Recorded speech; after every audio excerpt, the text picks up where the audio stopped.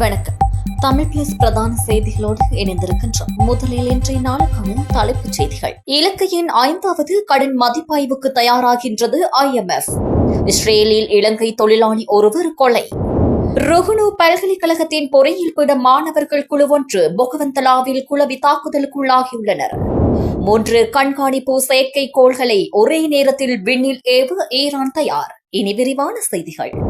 இலங்கைக்கான நீடிக்கப்பட்ட கடன் வசதி திட்டத்தின் 5வது மதிப்பாய்வை கருத்தில் கொள்ளும் வகையில் சர்வதேச நாணய நிதியத்தின் நிறைவேற்று சபை அடுத்த சில வாரங்களில் கூடும் என IMF-இன் தொடர்பாடல் பணிப்பாளர் ஜூலி கொசெக் தெரிவித்துள்ளார். IMF தலைமையகத்தில் நேற்று நடைபெற்ற செய்தியாளர் சந்திப்பில் 2026 ஆண்டிற்கான இலங்கையின் முன்மொழியப்பட்ட வரவு செலவு திட்டம் கடன் திட்டத்தின் அளவுருக்களுடன் ஒத்துப்போகின்றதா என்பதை IMF பணியாளர்கள் தற்போது ஆய்வு செய்து வருவதாக அவர் கூறினார். சுமார் ஒரு மாதத்திற்கு முன்னர் கடந்த அக்டோபர் 9ஆம் தேதி இலங்கைக்கான IMF நீடிக்கப்பட்ட கடன் திட்டத்தின் 5வது மதிப்பாய்வு தொடர்பில் IMF பணியாளர்கள் மற்றும் இலங்கை அதிகாரிகளுக்கு இடையில் பணியாளர் மட்ட இணக்கப்பாடு எட்டப்பட்டது என அவர் தெரிவித்துள்ளார். இந்த இணக்கப்பாடு IMF-இன் நிறைவேற்று சபை அங்கீகரிக்கப்பட்டதன் பின்னர் இலங்கைக்கு சுமார் 347 மில்லியன் அமெரிக்க டாலர்கள் நிதி உதவிக்கான அணுகல் கிடைக்கும். இதற்காக நிறைவேற்று சபை அடுத்த சில வாரங்களில் கூடும் என்று நாங்கள் எதிர்பார்க்கின்றோம் என குறிப்பிட்டுள்ளார். 2026 வரவு செலவு திட்டம் IMF திட்டத்தின் அளவுருக்களுடன் இணங்குகின்றதா என்பதை தீர்மானிக்க எமது பணியாளர்கள் வெளியிடப்பட்ட வரவு செலவு திட்ட ஆவணங்களை தற்போது ஆய்வு செய்து வருகின்றனர் என அவர் தெரிவித்துள்ளார். இந்த மதிப்பீடு நிறைவேற்று சபையின் ஆய்வுக்காக மிகவும் முக்கியமானது. இதுவும் அடுத்த சில வாரங்களுக்குள் நடக்கும். மறுசீரமைப்பை பொறுத்தவரையில் அவை இலங்கையின் திறனை மேலும் அதிகரிப்பதற்கு மிகவும் முக்கியமானது என்றும் அவர் மேலும் சுட்டிக்காட்டியுள்ளார். இஸ்ரேலில் இலங்கை தொழிலாளி ஒருவர் கொலை செய்யப்பட்டுள்ளார். நேற்றிரவு டெல்-அவிவ் நகரின் கடற்கரை பகுதியொன்றில் ஆயுதம் ஒன்றினால் தாக்கப்பட்டு குறித்த இலங்கையர் கொலை செய்யப்பட்டதாக அங்குள்ள இலங்கை தூதுவர் நிமல் பண்டார தெரிவித்துள்ளார். கொலை செய்யப்பட்டவர் காலி படவுள பகுதியைச் சேர்ந்த 38 வயதுடையவர் என தெரியவந்துள்ளது. இவர் சுமார் 2 மாதங்களுக்கு முன்னர் இஸ்ரேலில் கட்டுமான துறையில் வேலைக்காக சென்றுள்ளதாகவும் தெரிவிக்கப்படுகின்றது.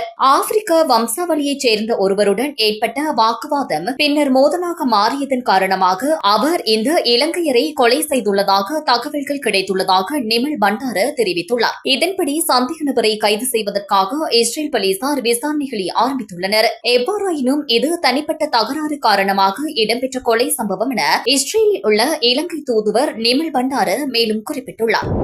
ஈசி கேஸ் முறையில் பணத்தை பெற்றுக்கொண்டு பிரதான வேதியோரத்தில் விட்டுச் சென்ற ஹெரோயின் போதைப் பொருளை ஹட்டன் போலீசார் நேற்று கண்டெடுத்துள்ளனர். அத்துடன் குறித்த ஹெரோயின் பொதியை எடுத்துச் செல்ல வந்ததாக நம்பப்படும் இளைஞர் ஒருவரையும் ஹட்டன் போலீஸ் ஊழல் தடுப்பு பிரிவின் அதிகாரிகள் கைது செய்துள்ளனர். போலீசாருக்கு கிடைக்கப்பெற்ற ரகசிய தகவலின் அடிப்படையில் டெகோயா தேயிலை தொழிற்சாலைக்கு அருகில் சந்தேகத்துக்கிடமாக நடமாட்டிய 2 இளைஞர்களை பின்தொடர்ந்து கண்காணித்து சோதனை செய்துள்ளனர். சோதனையின் பின்னர் வேதியோரம் புல்வெளியில் மறைத்து வைக்கப்பட்டிருந்த ஹெரோயின் பொதியை போலீஸ் அதிகாரிகள் கண்டெடுத்துள்ளனர்.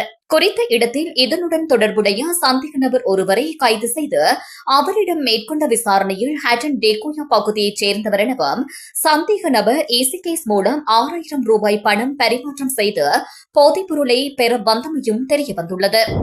ருகுணு பல்கலைக்கழகத்தின் பொறியியல் பீட மாணவர்கள் குழு ஒன்று குளவி தாக்குதலுக்குள்ளாகியுள்ளனர். பொகவந்தலாவ மோரா தோட்டத்தில் அமைந்துள்ள பயிற்சிகை பயிற்சி நிலையத்தில் நடைமுறை பயிற்சி பட்டறைக்காக வந்திருந்த மாணவர்கள் குழு ஒன்று இன்று மரத்தில் கட்டப்பட்டிருந்த குளவிக்கூட்டை கலைத்தமையால் இந்த குளவி தாக்குதலுக்குள்ளாகியுள்ளனர். குளவி தாக்குதலுக்குள்ளான மாணவர் குழுவில் இருந்து 6 மாணவர்கள் காயமடைந்த நிலையில் பொகவந்தலாவ பிரதேச வைத்தியசாலையில் அனுமதிக்கப்பட்டுள்ளதாக தெரிவிக்கப்படுகின்றது. இந்த நடைமுறை பயிற்சி பட்டறைக்காக பல பல்கலைக்கழகங்களைச் சேர்ந்த மாணவர்கள் இந்த நாட்களில் தங்கியிருந்து பங்கேற்கின்றனர் என தெரியவந்துள்ளது.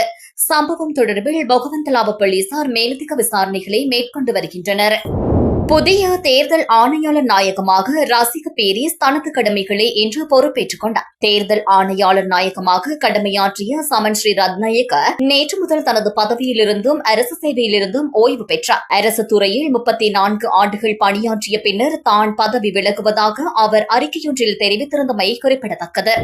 கொட்டாஞ்சேனை பிரதேசத்தில் அண்மையில் ஒருவரை சுட்டுக் கொன்ற சம்பவத்திற்கு உதவிய குற்றச்சாட்டில் மேலும் ஆணொருவரும் பெண்ணொருவரும் கொழும்பு மாவட்ட குற்றத்தடுப்பு பிரிவினரால் நேற்று கைது செய்யப்பட்டுள்ளனர். கைது செய்யப்பட்ட சந்தேக நபர் இந்த குற்றத்தை செய்ய துப்பாக்கிதாரி வந்து காரின் சாரதியாக இருந்தவர் என்றும், சந்தேக நபரான பெண் இந்த குற்றத்தை செய்ய சந்தேக நபர்களுக்கு தங்குமிட வசதிகளை வழங்கியவர் என்றும் போலீசார் தெரிவித்துள்ளனர். கைது செய்யப்பட்டவர்களில் சந்தேக நபருக்கு 27 வயதெனவும் அவர் கொழும்பு 13 பிரதேசத்தைச் சேர்ந்தவர் எனவும், சந்தேக நபரான பெண்ணுக்கு 32 வயதெனவும் அவர் மகரகம பிரதேசத்தைச் சேர்ந்தவர் எனவும் போலீசார் குறிப்பிட்டுள்ளனர். தற்போது கொழும்பு மாவட்ட குற்றத்தடுப்பு பிரிவினர் இவர்களை தடுப்பு காவல் உத்தரவின் கீழ் தடுத்து வைத்து மேலதிக விசாரணைகளை மேற்கொண்டு வருகின்றனர். கடந்த 7ஆம் திகதி கொட்டாஞ்சேனை போலீஸ் பிரிவின் 16ஆம் ஒழுங்கை பிரதேசத்தில் இந்த மனித கொலை இடம்பெற்றது. விசாரணைகளின் போது கொல்லப்பட்டவர் குற்றக்கும்பல் உறுப்பினரான போகுடு கண்ணா என்ற பாலச்சந்திரன் புஷ்பராஜ் என்பவரின் உதவியாளர் என்பது தெரியவந்துள்ளது. வடக்கு மற்றும் கிழக்கு மாகாணங்களில் தற்போது நிலவும் மழை நிலைமை மேலும் அதிகரிக்கப்படுவதாக வளிமண்டலவியல் திணைக்களம் எதிர்வு கூறியுள்ளது. வடக்கு, வடமத்திய, கிழக்கு மற்றும் உவா மாகாணங்களிலும் ஹம்மந்தோட்டை மாவட்டத்திலும் அவ்வப்போது மழை பெய்யக்கூடும். இன்று பிற்பகல் 1 மணிக்கு பின்னர் நாட்டின் ஏனைய பகுதிகளில் மழை அல்லது இடியுடன் கூடிய மழை பெய்யக்கூடும். மேல் சப்ரகமுவ, மத்திய, தென் மற்றும் உவா மாகாணங்களிலும் அம்பாறை மற்றும் மட்டக்களப்பு மாவட்டங்களிலும் சில இடங்களில் 75 மில்லிமீட்டருக்கும் அதிகமான ஓரளவு பலத்த மழை பெய்யக்கூடும். இடியுடன் கூடிய மழையுடன் தற்காலிக பலத்த காற்று மற்றும் மின்னல் தாக்கங்களினால் ஏற்படும் ஆபத்துகளை குறைத்துக் கொள்ள தேவையான நடவடிக்கைகளை எடுக்குமாறு வளிமண்டலவியல் திணைக்களம் பொதுமக்களை அறிவுறுத்தியுள்ளது. காசா அமைதி திட்டத்தை வெற்றி பெற செய்ய ஐநா பாதுகாப்பு கவுன்சிலுக்கு தொடர்ந்து அழுத்தம் கொடுப்பேன் என்று அமெரிக்க ஜனாதிபதி டொனால்டு டிரம்ப் தெரிவித்துள்ளார். ஹமாஸ் காசா அமைதி திட்டத்தை சீர்குலைக்க முயன்றால் கடுமையான விளைவுகள் ஏற்படக்கூடும் என்றும் அவர் சுட்டிக்காட்டியுள்ளார். இதற்கிடையில் இஸ்ரேல் பிரதமருக்கும் அமெரிக்க ஜனாதிபதிக்கும் இடையிலான விசேட சந்திப்பொன்று இன்று நடைபெறவுள்ளமையும் குறிப்பிடத்தக்கது. 3 கண்காணிப்பு செயற்கைக்கோள்களை ஒரே நேரத்தில் விண்ணில் ஏவ உள்ளதாக ஈரான் அதிகாரப்பூர்வமாக அறிவித்துள்ளது.